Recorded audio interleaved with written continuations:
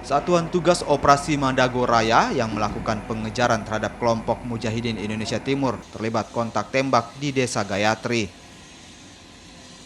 Dari kontak senjata ini, satu anggota Brimopolda Sulawesi Tengah atas nama Bribtu Herlis tewas tertembak. Saat ini jenazah anggota Brimopolda Sulawesi Tengah telah tiba di Rumah Sakit Bayangkara Palu. Kepolisian juga menyatakan pimpinan Mujahidin Indonesia Timur juga terluka terkena tembakan saat kontak senjata beberapa hari lalu.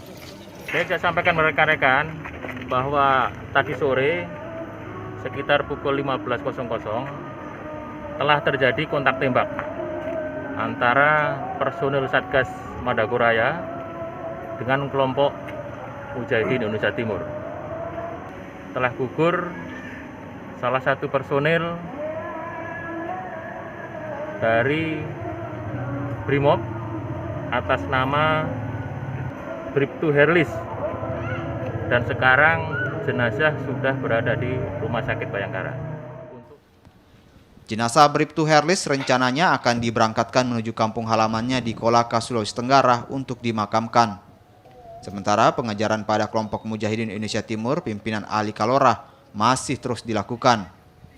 Satuan Tugas Mandago Raya kini memusatkan pencarian di wilayah Poso pesisir utara. Rolis Muhlis, Kompas TV.